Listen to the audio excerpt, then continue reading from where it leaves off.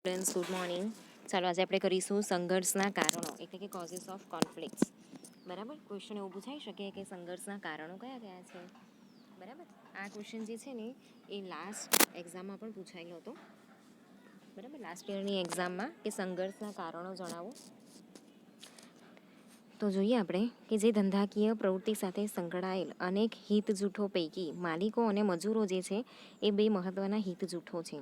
એટલે કોઈ પણ ધંધાકીય પ્રવૃત્તિ છે એની અંદર કેવું છે કે બે હિત જૂથો છે, એક તો માલિકો અને બીજા છે મજૂરો.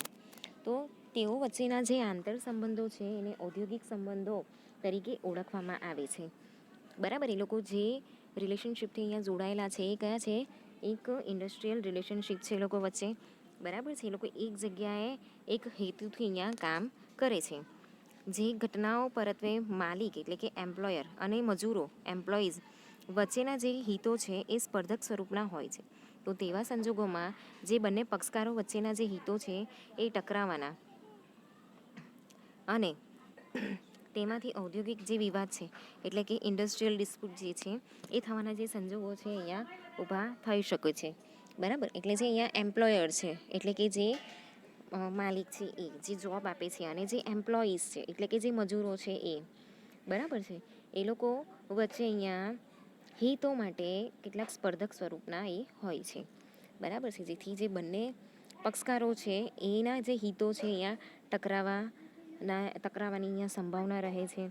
બરાબર છે, અને એના લીધે જે ઇન્ડસ્ટ્રીયલ ડિસ્પ્યુટ્સ છે બરાબર એ અહીંયા ઊભા થઈ શકે છે. તો સામાન્ય રીતે નોકરીની જે શરતો છે એટલે કે કામના કલાકો, બરાબર છે, નોકરીની સલામતી, પછી રજાના નિયમો, પછી બઢતી બદલી નિવૃત્તિ વગેરે એ બધાના જે અહીંયા શરતો છે. પછી નાણાકીય વળતર એટલે કે જે પગાર છે, બરાબર છે, પછી જે રોજ નક્કી કરવામાં આવે છે એ ભઠ્ઠા, બોનસ, બરાબર છે, ઇન્ટેન્સિવ્સ, એ બધી જે વસ્તુ છે એ, પછી કામની ભૌતિક પરિસ્થિતિ એટલે કે પ્રકાશ, હવા, ઉજાસ, જોખમી પ્રક્રિયા, એ સિવાય જે અન્ય પરિબળો છે એ એટલે કે મજૂર સંઘની સ્થાપના, મજૂર સંઘની માન્યતા, મજૂર નેતા પર કિન્નાખોરી વગેરે જેવા કારણોને લીધે જે માલિકો છે કે મજૂરોના જે હિત પરસ્પર ટકરાય છે ત્યારે તે ઔદ્યોગિક વિવાદમાં એ પરિણમે છે. તો ઔદ્યોગિક વિવાદમાં થતા મજૂરો હડતાલ એટલે કે સ્ટ્રાઇકનો પછી આશરો લે છે. તો જ્યારે માલિક અને જે મજૂરો છે એ લોકો વચ્ચે ટકરાવ થાય અને એને જો વાટાઘાટોથી નહીં સુલઝાવી શકીએ, બરાબર છે, તો ત્યારે એ લોકો શું કરે છે? હડતાલનો આશરો લે છે. જ્યારે જે માલિકો છે એ તાળાબંધી જાહેર કરે છે એટલે કે લોકઆઉટ જે છે એ જાહેર કરી દે છે. તો હડતાલની પરિસ્થિતિમાં જે મજૂરો છે એ કામ પર ચડવાની સામૂહિક ઈચ્છા દર્શાવે છે. બરાબર છે, તો જે હડતાલની જે પરિસ્થિતિ છે એમાં જે મજૂરો છે એક સાથે જ અહીંયા કામ ન કરવાની જે પરિસ્થિતિ છે એ પણ અહીંયા ઊભી થાય છે. જ્યારે તાળાબંધીની પરિસ્થિતિમાં માલિકો જે છે ફેક્ટરીના દરવાજાને તાળો લગાવીને મજૂરોને કામ પર ચડવાની મનાઈ જે છે એ ફરમાવી દે છે. બરાબર છે, તો આમ હડતાલ અને તાળાબંધીને કારણે કારખાનું બંધ રહે છે. તો અલ્ટિમેટલી કોને નુકસાન થાય છે? માલિકોને બી નુકસાન થાય છે અને મજૂરોને બી નુકસાન થાય છે. અને કેવું છે કે મજૂરો કામ પર નહીં જાય એટલે અલ્ટિમેટલી જે ઉત્પાદન છે એ દિવસનું થતું નથી. એટલા માટે કેવું થાય છે કે એના લીધે જે પ્રોડક્ટ છે એ માર્કેટમાં પહોંચતી નથી, એટલે સમાજને પણ અહીંયા નુકસાન થાય છે. બરાબર છે, તો હવે જે સંઘર્ષના કારણો છે એ આપણે જોઈએ. તો સંઘર્ષના કારણો કયા કયા છે? Causes of conflicts. તો આર્થિક કારણો એટલે કે ઇકોનોમિક કોઝિસ. તો એમાં પહેલું છે પગાર. બરાબર, તો ફુગાવાના કારણે જ્યારે મોંઘવારીમાં વધારો થાય છે ત્યારે મજૂરો પગાર વધારો અથવા મોંઘવારી ભથ્થામાં વધારો માંગે છે. તો જ્યારે મોંઘવારીની અંદર વધારો થાય છે, બરાબર, ત્યારે જે મજૂરો છે એ પગાર વધારો માંગે છે. બરાબર, મોંઘવારી ભથ્થામાં વધારો માંગે છે. તો બીજી બાજુ જે માલિક છે એના માટે અહીંયા ઉત્પાદન ખર્ચ જે છે એ વધી જાય છે.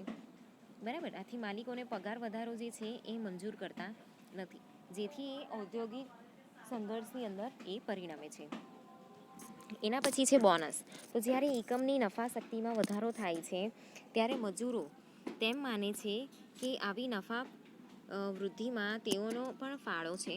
પગાર ઉપરાંત તેઓ બોનસની અપેક્ષા રાખે છે. તો જે માલિકો છે એના દ્વારા આવી માંગણી ન સ્વીકારતા તે ઔદ્યોગિક ઝઘડામાં પરિણમે છે. તો અહીંયા બોનસ આપવામાં આવે છે, પગાર સિવાય અહીંયા બોનસ આપવામાં આવે છે. તો જ્યારે એકમની નફા શક્તિમાં વધારો થાય છે ત્યારે મજૂરો તેમ માને છે કે આવી નફા વૃદ્ધિમાં તેઓનો પણ ફાળો છે. તો પગાર ઉપરાંત તેઓને પણ બોનસની અપેક્ષા હોય છે. તો જે માલિકો દ્વારા આવી માંગણી ન સ્વીકારાતા તે ઔદ્યોગિક ઝઘડામાં પરિણમે છે.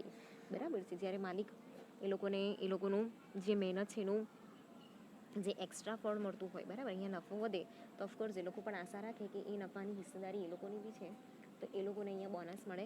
પણ જ્યારે એ બોનસ આપવામાં નહીં આવે, બરાબર છે, ત્યારે અહીંયા સંઘર્ષ ઊભો થઈ શકે છે. પછી પગાર સાથેની રજાઓ, કામના કલાકો વગેરે બાબતો અંગે. તો જે કર્મચારીઓ છે એ અઠવાડિક રજા ઉપરાંત વાર્ષિક ધોરણે જે અમુક રજાઓની માંગણી કરે છે, બરાબર છે, તો વળી અઠવાડિક રજાના કામના જે કલાકો છે એ અંગે કોઈ પણ વાર વિવાદ અહીંયા થતો હોય છે. તો જે કર્મચારી છે એને અઠવાડિયામાં એક રજા મળતી હોય છે, બરાબર છે. એ સિવાય વાર્ષિક રજા જે છે એ પણ મળતી હોય છે, બરાબર. પછી વાર તહેવારની રજા અહીંયા આપણને મળે છે. તો આવા અઠવાડિક રજાના જે કામના કલાકો છે, બરાબર છે. હવે માની લો કે રજાના દિવસે પણ કામ કર્યું તો એના માટેના જે એક્સ્ટ્રા પૈસા છે, બરાબર છે, તો ત્યારે અહીંયા એક વિવાદ ઊભો થઈ શકે છે. ઓકે. એના પછી છે કે સંચાલનમાં હિસ્સો, એટલે જે મજૂર છે એ સંચાલનનો હિસ્સો જે છે એ મેળવવાની કેટલીક અહીંયા માંગણીઓ હોય છે. ને કેટલાક અહીંયા જે બહુ વધારે એક્સપિરિયન્સવાળા જે મજૂર હોય ને એ સંચાલન મંડળની અંદર એ લોકોનો હિસ્સો હોય જ છે, બરાબર છે. તો આવી પરિસ્થિતિની અંદર કેવું છે કે એ લોકો સંચાલક મંડળની અંદર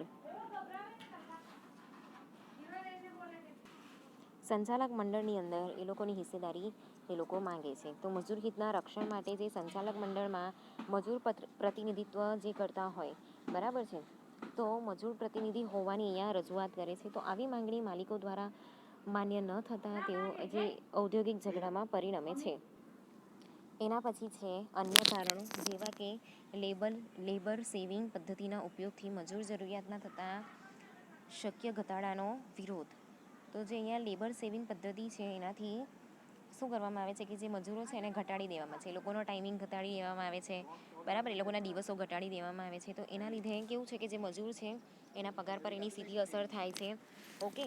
તો એ લોકોની જરૂરિયાતોમાં થતી શક્યતાના ઘટાડાને લીધે અહીંયા વિરોધ થાય છે. કે પછી શિસ્ત ભંગ સંબંધી જે નિયમો છે એમાં ઘટાડો થાય, એના લીધે અહીંયા વિરોધ થાય છે, બરાબર. પછી કચવાટ નિવારણની જે વિધિ છે, બરાબર છે, એકાએક બંધ કરવું, એ બધી પરિસ્થિતિની અંદર અહીંયા વિરોધ જે છે એ ઊભો થાય છે.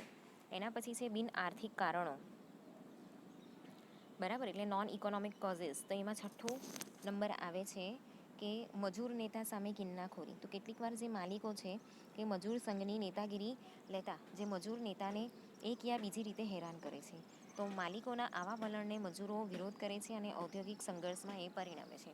તો જે માલિક છે એ મજૂરના જે પ્રતિનિધિ છે, બરાબર, કે નેતા છે, એ લોકોને અહીંયા એક યા બીજી રીતે એ લોકોને હેરાન કરે છે, બરાબર છે, આડકતરી રીતે પણ હેરાન કરે છે. તો એના લીધે જે મજૂરો છે એ અહીંયા એનો વિરોધ કરે છે અને અલ્ટિમેટલી એ પછી ઔદ્યોગિક સંઘર્ષની અંદર એ પરિણમે છે, બરાબર. એના પછી છે કારીગરોને બરતરફ કરવામાં આવે છે. તો જ્યારે કોઈ કારીગર અથવા કારીગરોના માલિક કાઢી મૂકે, છૂટો કરે કે પછી બરતરફ કરવામાં આવે ત્યારે આવા પગલાંનો અન્ય મજૂરો જે છે વિરોધ કરે છે. તો અહીંયા કેવું છે કે જ્યારે કોઈ કારીગર છે એ કારીગરને જે માલિક છે ને એ કાઢી મૂકે છે, બરાબર છે, ક્યાં તો પછી એને છૂટો કરી દે છે, ક્યાં તો પછી એને કેવું છે કે એને કેટલાક દિવસ માટે કાઢી મૂકવામાં આવે છે, બરતરફ કરી દેવામાં આવે છે. એવી પરિસ્થિતિની અંદર જે બીજા કર્મચારી છે કે જે બીજા કારીગરો છે એ મજૂરો એ લોકોનો વિરોધ કરે છે, બરાબર છે. તો આમ એ ઔદ્યોગિક વિવાદમાં એ પરિણમે છે. એના પછી છે કે મજૂર સંઘને માન્ય કરવામાં ન આવે.